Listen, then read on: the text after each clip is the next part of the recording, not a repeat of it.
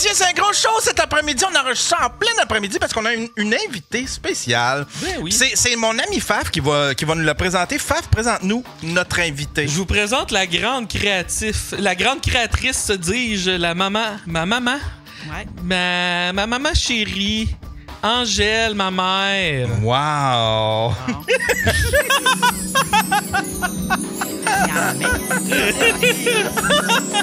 Angèle qui est on dit ça de même, acéricultrice. Était, mais... J'étais acéricultrice. Acéricultrice. Ah ouais. Puis là, il y a eu un documentaire. Vous avez participé à un documentaire. Là, il y a un film qui sort. On va tout parler de ça. Okay. Mais avant toute chose, j'aimerais savoir. Vous êtes la mère de Faf? Oui. Il était comment quand il était petit, Faf? Ça paraît pas, hein? Mais il était bien tranquille. Ah ouais? Il était tranquille? Oui. Il était pas mal commode? Non, il a pris les faux plis de son père. Ça ressemble pas mal à ça. Là, est-ce que vous êtes encore avec le papa de Faf? Oui. Vous êtes encore en couple avec le papa de Faf? Avec papa? 49 ans. 49 ans, wow! Ouais. Wow! Ouais. Hey, on change pas parce que serait habitué à un autre, là, ça serait difficile. Tinder, ça vous tente pas? À retourner sur Tinder, puis... Non, hey, on retournerait même pas. Est-ce que vous avez suivi un petit peu la carrière de votre gars? Oui. Ben, tu peux la tutoyer, premièrement. Ouais. C'est pour ça que je dis, il y a deux maisons, lui. Il y a chez eux, puis il y a chez eux, chez nous. Ah ouais? Je suis chez mes parents, moi. J'ai de la tâche avec mes parents comme ça se peut pas. Fait que, non, je suis... Puis, c'est ça, j'habite dans une cabane à sucre que c'est mes parents qui ont construit.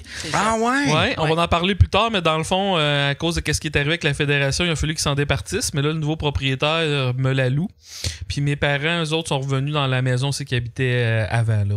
Ouais. OK. Ouais. À Sainte-Clotilde. À Sainte-Clotilde de Beauce.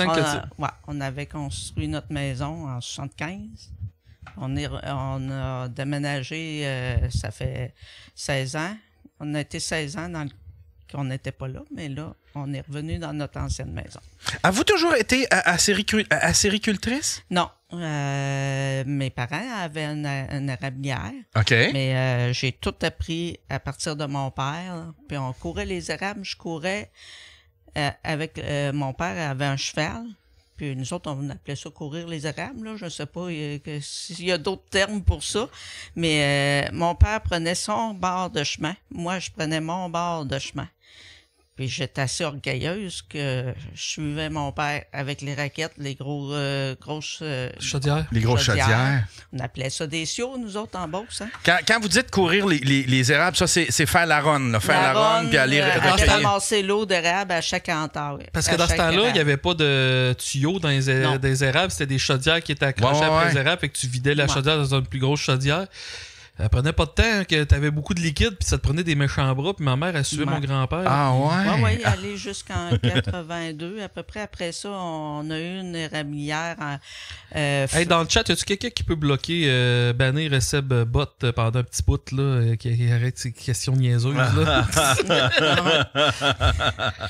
C'est ça. On avait acheté une en 88, mais on a racheté une plus grosse en 93. OK. Ben, dans le fond, vous avez tout le temps été dans l'érable. Je veux dire, vous avez pas fait autre chose, admettons, infirmière ou... non, travailler dans les restaurants, j'ai gardé dans les écoles, là, service de garde, tout ça. J'ai fait toutes sortes de métiers autres qu'acéricultrice, mais à partir... 93 que tu as eu ta première... Oui, en 93, mais je travaillais pareil à l'extérieur parce que c'était pas... On avait parti ça tranquillement. OK. Mais... vous aviez parti une c'est quoi? Une cabane Une cabane. On l'a toute bâtie de A à Z. On a pris une érablière qui était vierge, qui avait pas rien là-dessus. On l'a toute nettoyée, moi et mon père. OK. Puis ma mère. Puis mon mari, lui, il travaillait à l'extérieur. Fait que on a tout monté, mais on a monté juste une partie au départ. Puis on a grossi d'année en année. OK. Ouais. OK. Puis c'est jusqu'en 2002, 2003, là, je travaillais à l'extérieur aussi. Là. Je travaillais dans un restaurant. Mais à partir de 2003, ben là, on était rendu assez gros là, que c'était mon métier à moi. J'entaillais. C'était plus un hobby, là, parce que ça a commencé un peu comme un passe-temps ou comme... Oui, c'est ça au début. Mais ensuite, là, c'est devenu mon métier. Puis j'entaillais. Je tiens à dire, toute seule. Mon père, quand ma mère a dit que c'était elle la céricultrice, là, mon père aidait un peu, mais c'est ma mère qui faisait toute la job. Là. Ah ouais. Puis la job de bras, là, c'est ma mère qui la faisait. Là. Hey, ça m'impressionne. Il aidait les fins de semaine là, pour aller marcher les fuites, comme on appelait, là, pour voir s'il y avait des tuyaux brisés, tout ça. Mais la semaine, j'étais toute seule, je faisais bouillir. Dans les avant-midi, je travaillais dans le bois à aller voir ma tublure, là, voir si toute l'organisation était correcte. Puis dans l'après-midi, je faisais bouillir. Des fois, je faisais bouillir jusqu'à 2 heures du matin, 2-3 heures. Je me relevais à 5 heures. Puis je recommençais parce que vu que j'étais tout seul, là, j'avais pas le choix. C'est quoi le procédé? Parce que nous autres, on le voit, comme OK, il y a de l'eau d'érable qui coule d'un arbre, ça s'en va soit dans un seau, soit dans des tuyaux. Après ça, vous récupérez ça, puis après ça, qu'est-ce que vous faites avec ça? Vous le faites bouillir? Oui. Mais avant, on appelle ça un séparateur, un concentrateur d'eau d'érable, là. Mais nous autres, on appelait ça un séparateur. C'est pour séparer le sucre avec l'eau. OK. On la mettait un peu plus sucrée. OK. Mettons que d'un érable, quand elle coule d'un érable, c'est environ 2 à 2 à 2,5. Mais quand on la passait dans le séparateur, on pouvait la monter jusqu'à 7, 8, 10, 12. C'est beaucoup plus facile à faire bouillir. Fait que... moins long de bouillage. Moins de bois, parce que j'étais au bois, là. Puis, fait que là, vous mettiez du bois pour faire bouillir l'eau en dessous, genre d'une marmite. Oui, c'est comme une bouilleuse. On appelait ça une bouilleuse, c'est un évaporateur.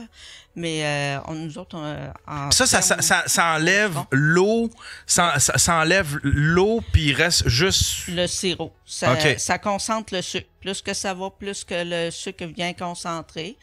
Puis, quand on est rendu à une certaine concentration, ben là, ça devient du sirop d'érable. Wow, OK. Ah, crème.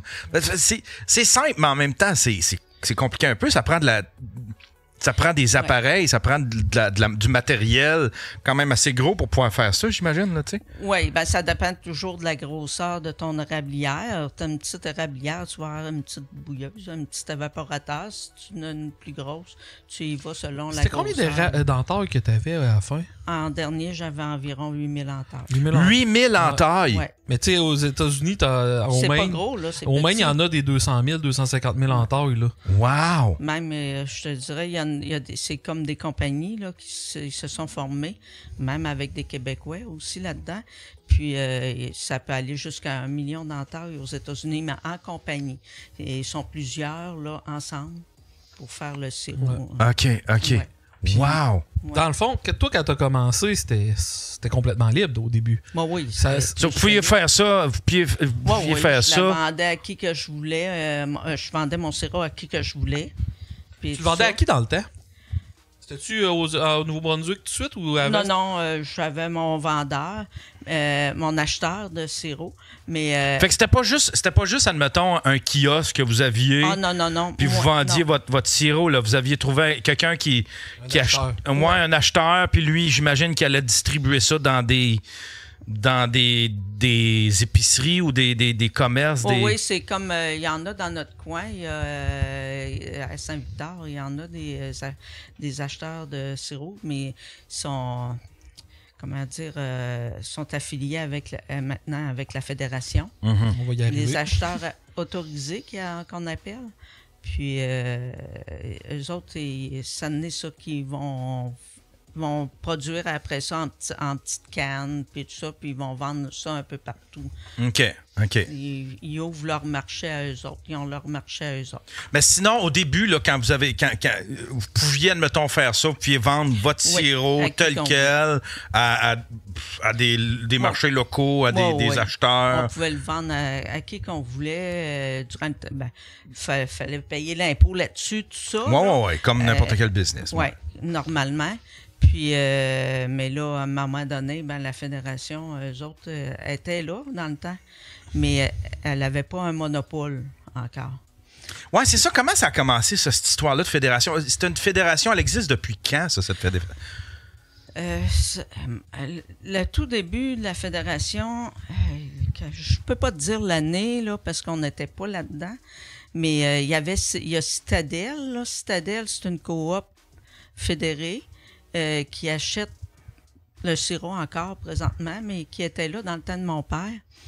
Mais la fédération, elle a embarqué à un moment donné. Si on veut faire une histoire courte, si on recule dans les années 60, c'était pas... c'est tout affilié avec l'UPA. Okay. Mais, dans le temps, ça s'appelait, dans les années 60, l'Union des cultivateurs catholiques. Ah, OK. Oh, mon Dieu. L'UCC. Ouais. Okay. Puis là, quand la religion était moins forte, là, l'UPA a embarqué. OK. Puis ça l'a changé de nom. Le monopole a embarqué... 2003, ça? Dans le sirop d'érable, c'était en 2002.